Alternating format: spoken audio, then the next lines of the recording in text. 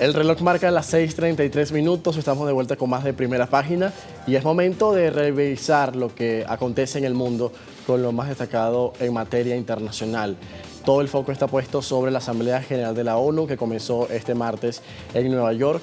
Es la 78ª Asamblea y la diplomacia internacional tiene su semana más importante, exactamente, en Estados Unidos. Ucrania también está en el foco, todas las miradas se dirigen a lo que ha dicho el presidente ucraniano Volodymyr Zelensky en las últimas horas. Ha acusado a Rusia desde la tribuna de utilizar los alimentos y la energía como un arma.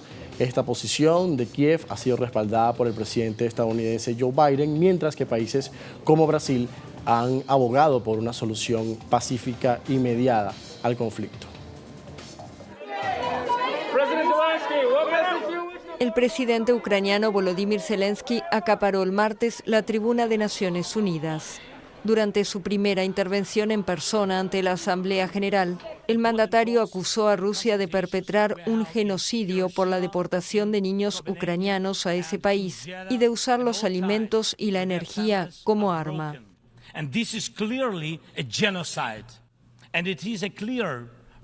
Está claro el intento de Rusia de usar como arma la escasez de alimentos en el mercado mundial, a cambio del reconocimiento de algunos, sino de todos los territorios capturados. Zelensky también afirmó que no se puede permitir que Rusia, que es miembro permanente del Consejo de Seguridad, posea armas nucleares, y reiteró una invitación a los líderes mundiales para sumarse a una cumbre para la paz. Más temprano, en la misma tribuna, el presidente estadounidense Joe Biden dejó claro que seguirá del lado de Ucrania. Si permitimos que Ucrania sea desmembrada, ¿está asegurada la independencia de cualquier nación? Yo sugeriría respetuosamente que la respuesta es no. Por eso Estados Unidos, junto con nuestros aliados y socios de todo el mundo, seguirá apoyando al valiente pueblo de Ucrania en la defensa de su soberanía, su integridad territorial y su libertad.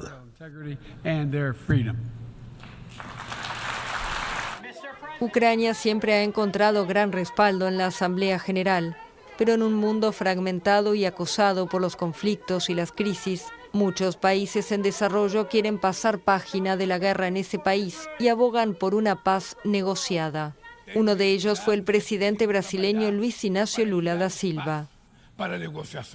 No subestimamos las dificultades para lograr la paz, pero ninguna solución será duradera si no está basada en el diálogo. Ucrania es una de las múltiples crisis en un mundo cada vez más multipolar y desigual. El secretario general de la ONU, Antonio Guterres, pidió determinación a los líderes y espíritu de Estado para mejorar la vida de los más vulnerables del planeta.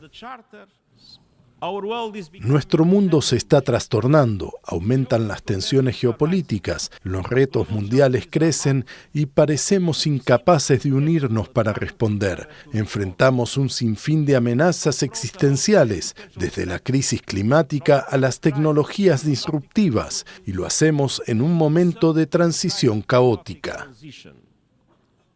Guterres pidió así una reforma de las instituciones multilaterales que refleje la actualidad y la complejidad del siglo XXI. That means reforming the Security Council in line with the world of today. Por otra parte está el presidente colombiano Gustavo Petro, que ha sido muy reseñado en las últimas horas. En su discurso ante la tribuna en la Asamblea General de Naciones Unidas se ha referido a la diferencia en el tratamiento que se le da a las guerras en el mundo y ha propuesto que la ONU convoque 2 conferencias de paz sobre Ucrania y Palestina como modelo para acabar con otras guerras. Veamos. Nos han convocado a la guerra. A la Latinoamérica la han llamado para entregar máquinas de guerra, hombres para ir a los campos de combate. Se olvidaron que a nuestros países los invadieron varias veces, los mismos que hoy hablan de luchar contra invasiones. Se olvidaron que por petróleo invadieron a Irak, a Siria, a Libia. Se olvidaron que las mismas razones que se expresan para defender a Zelensky son las mismas razones con las que se debería defender a Palestina. se olvidaron que para cumplir los objetivos de desarrollo sostenible había que cesar todas las guerras, pero ayudaron a aprender una, porque al poder mundial le convenía en su juego de tronos, en los juegos del hambre, y se olvidaron de acabar la otra, porque el poder no le convenía acabarla. ¿Cuál diferencia entre Ucrania y Palestina?, pregunto. ¿No es hora de acabar ambas guerras y otras y aprovechar el corto tiempo para construir los caminos para salvar la vida en el planeta? Como presidente de Colombia, el país de la belleza, que un grupo dentro de la humanidad, de millones de obreros, de mujeres del barrio popular, de indígenas y negros, de gentes del campo y del martillo, de juventudes de todos los colores decidió elegir, en mayoría, y hacerme hablar aquí ante ustedes. Les propongo acabar la guerra para tener el tiempo de salvarnos. Les propongo que Naciones Unidas auspicie cuanto antes 2 conferencias de paz, la una sobre Ucrania, la otra sobre Palestina. Esta fue la declaración del presidente Gustavo Petro. Parte de ella, por cierto, se viralizó un video en redes sociales cuando el mandatario se dirige a la tribuna de la ONU. Varios presidentes y mandatarios que estaban presentes se retiran de la sala. Vamos a revisar otra declaración, la que hizo el presidente de Brasil, Luis Ignacio Lula Silva. Alertó este martes a las Naciones Unidas de los aventureros de la ultraderecha, como lo catalogó, que a su juicio promueven el racismo y el odio en un mundo con cada vez más desigualdades. Afirmó que la xenofobia, el racismo y el odio se expanden a través de las nuevas tecnologías y son una nueva amenaza que deben enfrentar los demócratas del mundo.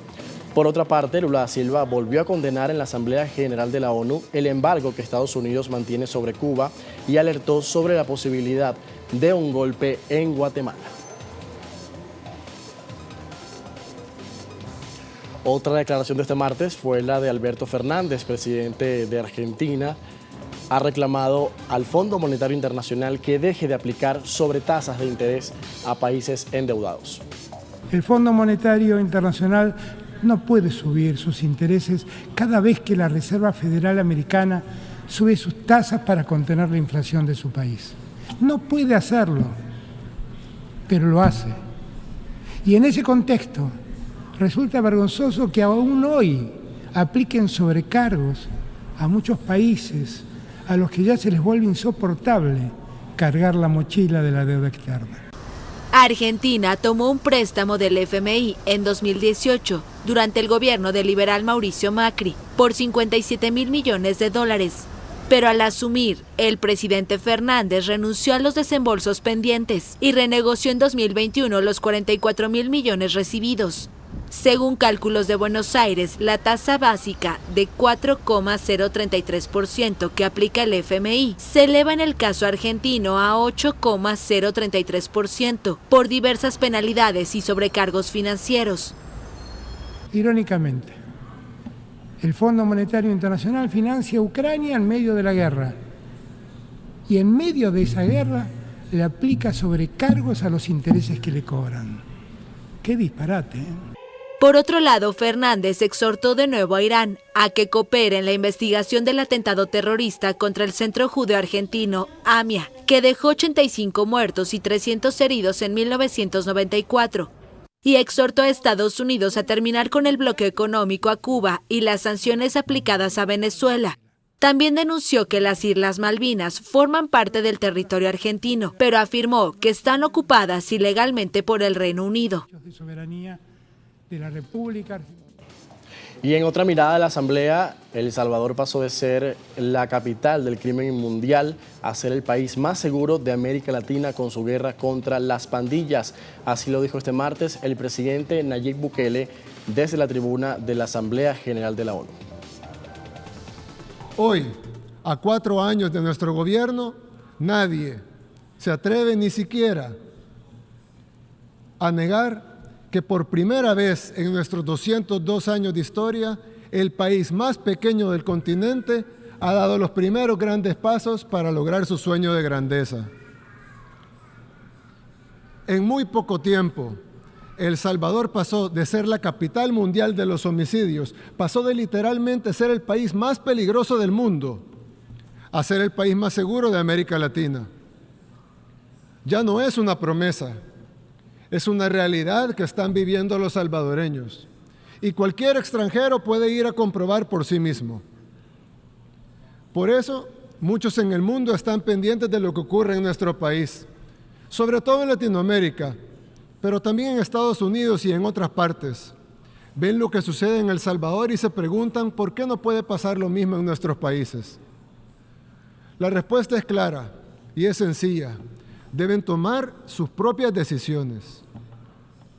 Deben reafirmar su derecho a usar el sentido común, a probar sus propias recetas y ejecutar sus propios planes, a diseñar sus propios sistemas. Ningún país tiene el derecho de imponer sus ideas, de imponerle su forma de hacer las cosas, menos cuando estas formas ni siquiera funcionan en nuestros países. En cada una de las decisiones que hemos tomado, nosotros hemos reafirmado nuestro derecho legítimo a autogobernarnos, aunque eso hubiera significado equivocarse. Y hace 30 años comenzó una disputa territorial entre Armenia y Azerbaiyán por el territorio del Nagorno-Karabaj, una crisis que, por cierto, ha revivado los temores de que se desate una guerra a gran escala entre ambos países, y eso también llegó a la tribuna de la Asamblea General de Naciones Unidas a propósito de que Azerbaiyán lanzó este martes una operación militar en ese territorio. Vamos a ver lo que ha pasado.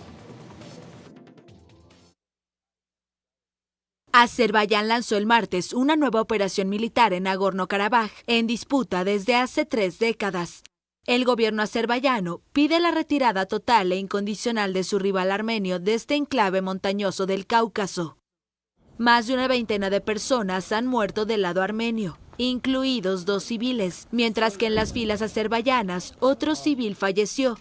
El gobierno de Azerbaiyán aseguró que ya se ha hecho con el control de unas 60 posiciones y pidió a las fuerzas separatistas armenias que se rindan y les invitó a negociar. Según las autoridades separatistas de Nagorno-Karabaj, varias ciudades, incluida la capital regional, Stepanakert, son objetivo de disparos intensos. Ya han evacuado a más de 7.000 civiles. Poco después de la 1 de la tarde, Azerbaiyán abre un intenso fuego en nuestra dirección. Este ataque no solo tuvo como objetivo a militares, sino también a civiles. Tenemos pérdidas, tanto militares como civiles. El primer ministro armenio, Nikol Pashinyan, pidió a Rusia, su aliado tradicional, y a la ONU que actúen, además de que negó tener ejército en el lugar.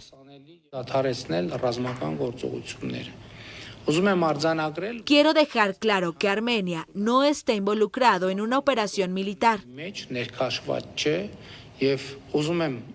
Y reitero que la República Armenia no tiene ejército en Nagorno-Karabaj.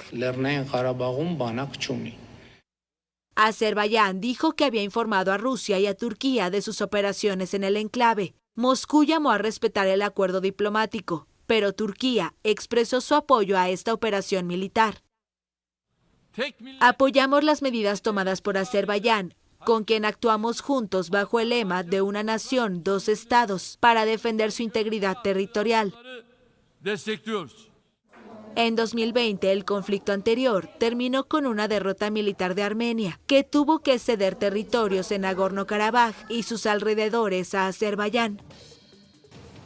De hecho, la comunidad internacional se ha pronunciado y ha pedido que se detenga la operación militar de Azerbaiyán en el territorio del Nagorno-Karabaj. Así está la situación en el Cáucaso. Ojalá que se detenga un posible conflicto que pase a mayor escala. Vamos a cambiar de tema, hablamos ahora de Colombia. El gobierno y el principal grupo disidente de las FARC anunciaron el inicio de diálogos de paz a partir de octubre y un cese al fuego que, según medios locales, podría tener una duración de 10 meses. La mesa de diálogo será instalada en el municipio Tibú, fronterizo con Venezuela. Según lo informado, el propósito del encuentro es evaluar las alternativas para dignificar la forma de vida de los colombianos que son víctimas directas de la desigualdad social y de la confrontación armada. Estas reuniones se darán luego de una serie de discrepancias entre ambas partes, ya que la administración del presidente Gustavo Petro ha insistido en propiciar las vías para la deposición de las armas del grupo rebelde. Recordemos que a principios de año, el gobierno colombiano y la disidencia pactaron un cese de las hostilidades, que fue interrumpido por acciones ofensivas de parte del Estado Mayor Central.